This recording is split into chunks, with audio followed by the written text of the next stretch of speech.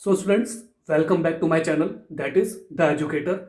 Today we are going to start our General English Speaking part 42, in which we are going to discuss about pronouns and behavior of pronouns. So students, let's start our General English Speaking part 42. So students, let's start our General English Speaking part 42, in which we are going to discuss about pronouns, that is Sarvanam, and behavior of pronouns means सर्वनाम के व्यवहार. So let's see. Pronouns, as I told you, pronouns means सर्वनाम, जो हम संज्ञा के स्थान पर जिन चीजों का हम प्रयोग करते हैं उनको हम सर्वनाम बोलते हैं. ठीक है. Now I am going to discuss about some examples of interrogative pronouns which I discussed in previous class. I asked who was speaking. I asked who was speaking. So students, you can see it is basically a past tense related sentence, and here you can see it is basically saying मैंने पूछा कि कौन बोल रहा था. ठीक है. आई क्या है आपका, ये हो गया सर्वनाम, है ना. आई जो है आपका मेल पर्सन या फीमेल पर्सन की जगह यूज कर रहे हैं सेल्फ के लिए, तो आपका आई आ गया. आस्क का मतलब क्या होता है, पूछना, किसी चीज के बारे में पूछना. क्योंकि अभी ईडी लग गया तो ये पास्ट में हो गया, तो आई आस्क मैंने पूछा. ठीक है. हु यानी कौन, वॉज मतलब जो बीत चुका है. ठीक है. ये आपका प्रेजेंट कंटिन्यूस जो टेंस होता है या पास्ट कंटिन्यूस टेंस वगैरह जो होता है उसमें आप वॉज से यूज करते हो. स्पीक मतलब ये आपकी क्रिया हो गई, है ना, बोलना, तो उसमें आपका आईएनजी लग गया. ठीक है. So I asked who was speaking, तो मैंने पूछा कि कौन बोल रहा था. So it is an example of interrogative pronoun, जिसमें हम सवाल जवाब पूछते हैं जब हम किसी चीज के बारे में जानकारी लेना चाहते हैं. ठीक है. Tell me what you have done. Tell me what you have done. So here you can see it is basically a past perfect type sentence. So tell मतलब मुझे बताओ, मुझे बताओ कि तुमने क्या किया है. ऐसा होता है ना कि हम किसी से पूछते हैं कि भाई, हम रिपोर्ट लेते हैं किसी से, भाई तुमने क्या किया, मैंने तो भाई काम सौंपा था, तो मुझे बताओ उसका रिपोर्ट बताओ, तुमने पूरे दिन में उस काम को क्या किया, उसका क्या आउटपुट निकला. ठीक है. तो tell me what you have done, मुझे बताओ कि तुमने क्या किया है. ठीक है. टेल मतलब बताना, मी क्या है, ये आपका प्रोनाउन हो गया, मी मतलब मुझे, वॉट मतलब क्या, यू भी आपका सर्वनाम हो गया क्योंकि ये दूसरे बंदे के लिए पूछा जा रहा है. हैव क्या हो गया, ये आपका परफेक्ट टेंस का एक फॉर्म होता है और उसके साथ थर्ड फॉर्म लग जाती है, तो आपका ये डू मतलब काम करना. अब ये डन हो गया तो ये आपकी थर्ड फॉर्म हो गई. ठीक है. Tell me what you have done, मुझे बताओ कि तुमने क्या किया. So it is an example of interrogative pronoun. ठीक है. Say which you would like best. ठीक है. Say which you would like best. Say यानी मुझे बताओ, विच यू वुड लाइक, जिसको तुम सबसे ज्यादा पसंद करते हो. ठीक है. तो से क्या है, बताना. विच मतलब क्या चीज, विच कौन सी चीज, विच मतलब कौन सा. विच यू, यू क्या हो गया, यू आपका हो गया सर्वनाम यानी प्रोनाउन. ठीक है. दूसरे पर्सन के लिए हम यूज कर रहे हैं. वुड मतलब जो आप चाहते हो, जो आप करना चाहते हो. ठीक है. लाइक मतलब पसंद करना, बेस्ट मतलब सर्वोत्तम. ठीक है. Say which you would like best, तो मुझे बताओ जो तुम्हें सबसे ज्यादा पसंद होता है. ठीक है. सो it is also a future related sentence and it is also a interrogative pronoun, यानी इंटेरोगेटिव क्वेश्चन पूछने वाला प्रोनाउन का ये एग्जाम्पल हो गया. ठीक है स्टूडेंट्स. अब हम आते हैं बिहेवियर ऑफ प्रोनाउंस में.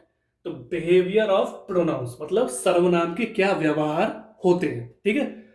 तो अब जानते हैं, if three pronouns of different persons are used together in the same sentence, they are arranged in order. ठीक है. तो सेकंड आपका होता है जब टू बना होगा डिजिट में और एरो नीचे डाउन होगा तो हम उसको बोलेंगे सेकंड पर्सन. प्लस अगर डिजिट में आपका न्यूमरल में 3 है, एरो के नीचे उसका थर्ड पर्सन लिखा रहेगा. ठीक. प्लस अगर आपका न्यूमरल में 1 है, डिजिट में 1 है, एरो नीचे रहेगा, तो ये आपका हो जाएगा फर्स्ट पर्सन. ठीक है. तो अब इसको हम समझते हैं. इफ थ्री प्रोनाउंस, यदि 3 सर्वनाम ऑफ डिफरेंट पर्संस, जो विभिन्न व्यक्तियों के हैं, जो अलग अलग व्यक्तियों के हैं, आर यूज टुगेदर, यदि उन्हें साथ में प्रयोग में लाया जाता है, इन द सेम सेंटेंस, उसी सेम मतलब उसी सेम वाक्य में प्रयोग में लाया जाता है, they are arranged in order, तो उनको एक ऑर्डर में अरेंज कर दिया जाता है, मतलब उनको एक ऑर्डर में लगा दिया जाता है. जिसमें आप देख सकते हैं, अगर डिजिट में आपका 2 है और नीचे एरो है तो उसको हम बोलते हैं सेकंड पर्सन मतलब दूसरा व्यक्ति.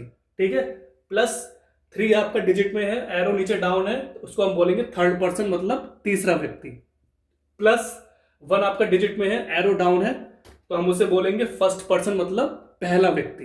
ठीक है, अब हम आते हैं इसके एग्जाम्पल्स पे। ठीक है, एग्जाम्पल्स यानी उदाहरण। You, he and I must help that poor man. ठीक है, you, he and I must help that poor man. तो इसका मतलब ये हो गया, यू यानी तुम, ही मतलब वो, एंड आई मतलब मैं। तो ये हम तीनों हो गए सर्वनाम यानी pronoun. Must help that poor man, हमें उस गरीब इंसान की मदद करनी चाहिए। ठीक है, so basically it is a instruction giving type sentence and it is a commanding giving type sentence too. ठीक है, you, he and I must help that poor man, तुम्हें, उसे और मुझे उस गरीब आदमी की मदद करनी चाहिए। ठीक है, तो ये आपका इसमें सेकंड पर्सन, थर्ड पर्सन और फर्स्ट पर्सन तीनों इस एग्जाम्पल में आ रहे हैं। ठीक, you, he and I R friends.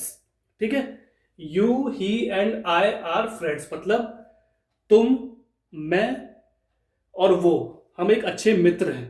ठीक है, यहां पे क्या हो गया, यू क्या हो गया, यू, ही एंड आई आपका सर्वनाम है क्योंकि यू दूसरा पर्सन हो गया, ही मतलब है हो गया, आई मतलब मैं हो गया। तो इसमें क्या है, ये तीनों आपके सर्वनाम आ रहे हैं। ये क्या है, ये आपका एक प्रेजेंट टाइप सेंटेंस है और आप इसमें देख सकते हैं you, he and I R friends मतलब तुम, वह और मैं एक अच्छे मित्र हैं, एक अच्छे दोस्त हैं। ठीक है, तो ये तीनों आपका सेकंड पर्सन, थर्ड पर्सन और फर्स्ट पर्सन की क्राइटेरिया को मैच कर रहे हैं ये दोनों एग्जांपल। ठीक है, तो अब आगे बढ़ते हैं students. When two or more singular nouns are joined by and, the pronoun used for them should be plural. ठीक है, when two or more singular nouns, यदि दो और दो से ज्यादा एक वचनीय संज्ञा है, ठीक है, are joined by and, उन्हें and के थ्रू जोड़ा जाता है। ठीक है, the pronoun used for them, जो सर्वनाम उनके लिए प्रयोग में लाया जाएगा, should be plural, वो भी आपका बहुवचनीय होना चाहिए।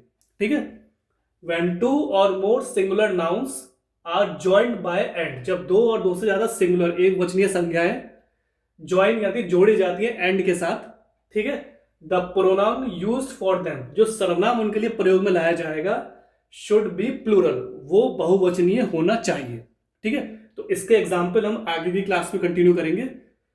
So students, this was the general English speaking part 42 in which I tried to explain you about pronouns with the examples of interrogative pronouns. ठीक है, and I also explained you about some behavior of pronouns. We are going to continue this topic in upcoming class also. So students, kindly practice these sentences and try to read them, understand them, and try to use these sentences in your day-to-day life when you try to speak English with another person. So ultimately what will happen, your confidence will boost up, your personality will grow, and ultimately you will become a perfect and fluent English speaker in front of another person. So students, thanks for your valuable and precious time. Have a nice day.